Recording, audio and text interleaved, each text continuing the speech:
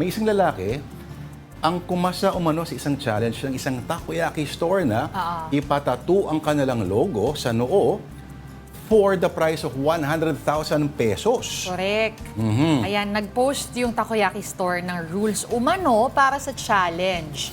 So, ang nakalagay dito, unang-una is, number 1, kunin mo ang logo na nakapaskil. Doon nga. Number 2, ipatattoo sa noo. Number 3, kung sino ang unang makapag-send sa amin, siya ang mananalo ng 100,000 pesos. At meron ngang May pumatol. meron umanong citizen na pumatol. May nakalagay na click the photo for official rules. At kapag naklik ito, makikita na may April Fools sa baba ang photo. Okay, may nag-comment sa post na ginagawa na umano ang tattoo sa kanya. Ang comment, Sir, nag-PM po ako sa inyo, ginagawa na po, wait nyo po ang chat. Wait po ako ng chat ninyo. So after a few hours, pinost ito ng Takoyaki Store. Okay, our April Fool's Day post was published earlier in the day. After that, we received a number of messages claiming that our post was executed and someone had actually taken it seriously.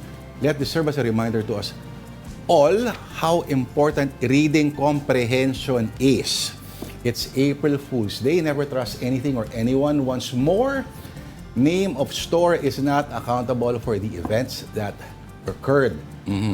Eh, syempre, depensa naman ng mga netizens. Hindi lahat ay alam kung ano ang April Fool's Day. At saka i-point out natin, isa pang nabasa ko kanina ha, bakit daw sinasabi nitong store na naglabas ng challenge, eh bakit daw pinoint out pa yung reading comprehension? Kailangan hindi mo expected from everyone.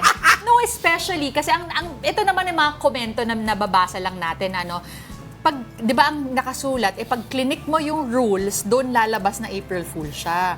Kaya lang, nakapaskil din kasi doon sa litrato, step by step, 1 to 3, ay isipin mo, yun na mismo yung pinakakailangan mong gawin. Well, the afternoon, the light team reached out to the man who supposedly had his tattoo done, pero hindi nagpaunlak ng interview. Siyempre, una nating tanong, totoo bang nagpatattoo si Kuya? Malay mo. Pente lang yan, Pwedeng April Fools din yan, diba? Yan, post na yan. So far, the Takoyaki Store already took down their post at may 2 businesses na ang nagpaabot ng tulong kay Kuyang nagpatato. Isang 10,000 pesos at isang 100,000 pesos. At hindi ito April Fool's prank. Anong business yan? Paggawaan ng thinner? Meron, Patanggalin. yung una, hindi natin ma-identify. Pero ito rin, ang caption niya, "This is not a prank." To Sir Ramil Albano, this is not an April Fool's prank. We will be giving you 100,000 pesos for being dedicated and taking up the challenge full-heartedly. You are the winner for us. Oo, pero ang tanong, ikiklik ba niya yan? Kasi kung mahina ang reading comprehension, hindi alam mo sa faith, Diyos ko, Denise, na-realize ko na matagal na, sinukuan ko na ang lipunang ito. Alam mo yung... Huwag kang susuko. Kunyari magpa-post ka ng gig. Ando na lahat ng detalye. Ando na yung oras, ando na yung price ng tickets. Sa comments, makikita mo pa rin, magkano po tickets?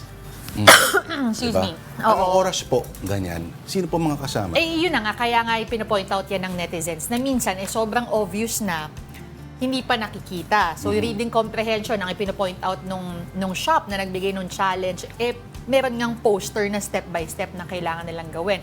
Anyway, ito yung isa sa mga businesses na di umano nag-offer na ng 100,000 pesos para nga dun sa lalaking nagpatato. Although, we also have to remind the public, at kung nanonood man si Kuya, na ito po is take it with a grain of salt, double check pa din po ang sources, hindi pa rin po natin masyadong, we haven't confirmed. Actually, we haven't confirmed kung totoo nga nagpatato di ba? This whole April Fool's business, parang metaphor yan sa Pilipino, no? Napaka-jokers natin pagdating sa maraming bagay. We seldom take things seriously. Pero, pagdating sa mga ganito, makabit tayo.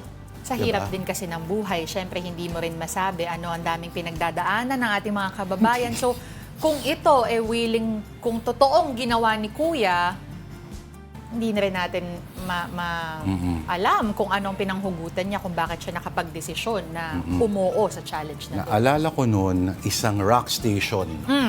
As part of their April Fool's Day prank, nagpatugtog sila ng mga, I'm a Barbie girl! Ganun mga disco, mga bis. Gusto ko yan, pakikat nga yung Oo. shot na yun. Hindi na mauulit yun, Denise. Okay. Mga ganong music. Alam mo, in just a span of a few minutes, tumawag yung marketing nila, pinatigil.